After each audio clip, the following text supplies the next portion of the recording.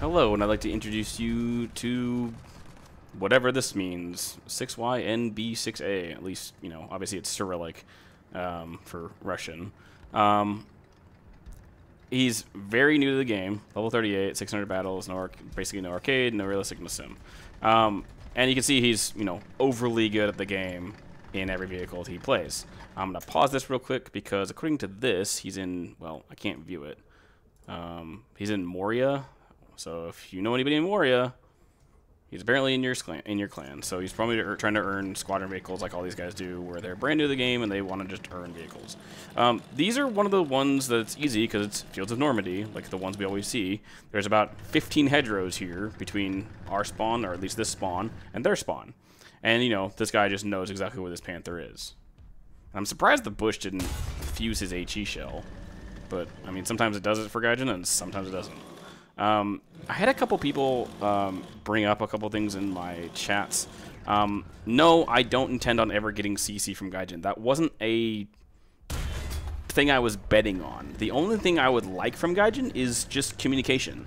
The thing is, they're very adamant about not wanting press on their game. Which, granted, no one really wants to have, you know, negative press on someone cheating in their game, which just doesn't surprise anybody.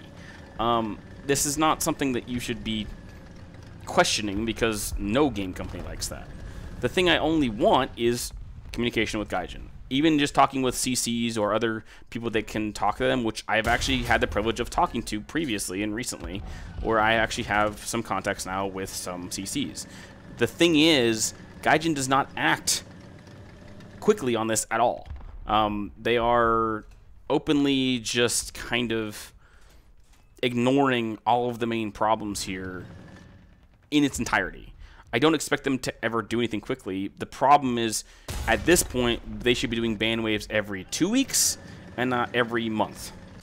And that should be until they start resolving some of the issues here. Now, granted, a lot of the cheats nowadays are DMA cheats, or direct memory access cheats. So I'm not expecting them to really fix this problem quickly because there's a lot of potential people that have a lot of DMA cheats.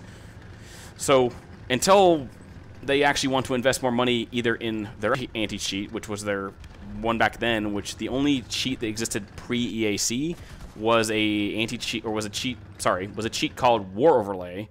The dev, as far as I know, doesn't fully exist anymore. If he does, it's moved on to other things. But as far as I know, he's like not really around anymore because there's so many more accessible cheats. Whereas back then, it was very few selected people that would cheat on it. And I don't remember, I haven't looked at pricing. I don't even think that I haven't looked at the website in a while. I don't really like to look at websites that are Russian-based websites. But back then, pricing was like per month, and it was like well over $60 to $100 a month, I believe, back then. Because it was obviously a very exclusive cheat, and that's what people paid for. So I'm not expecting anyone to really know that that's just what it's going to be and that's how much it was. Nowadays, obviously, you're finding people that are paying for cheats for as low as $5 a month because Gaijin is not doing much about it.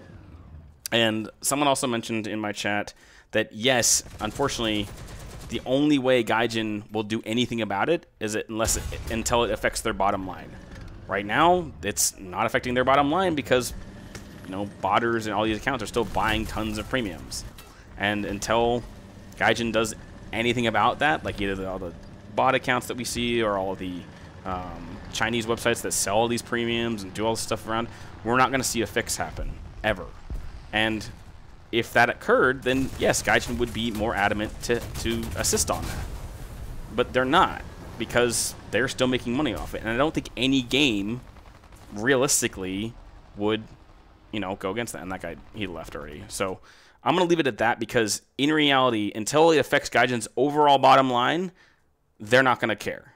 It's the reason why I honestly believe they went to EAC, because I don't even think they have to pay for a contract for EAC for their game. So they probably just skimped out on redeveloping their own anti-cheat, even though their own anti-cheat was, you know, perfectly fine. And it was working great. There was very few cheaters. And now it's a big problem because we have Chinese cheaters that are constant. We have Russian cheaters that are constant. Granted, we probably have American cheaters that are constant. But as long as it stays to the point where people won't fully access it, then that's fine. As long as it stays kind of as a limited access, or if people kind of ignore the fact that a lot of these companies potentially want to steal your account or your data or anything like that. So just a reminder, don't download this crap because it's not healthy for your company, your computer, your account, and potentially like your personal life, because who knows how much they can get access to if they have direct access to your PC. So as always, I hope you have a good rest of your morning, day, evening, or night, and have a good one.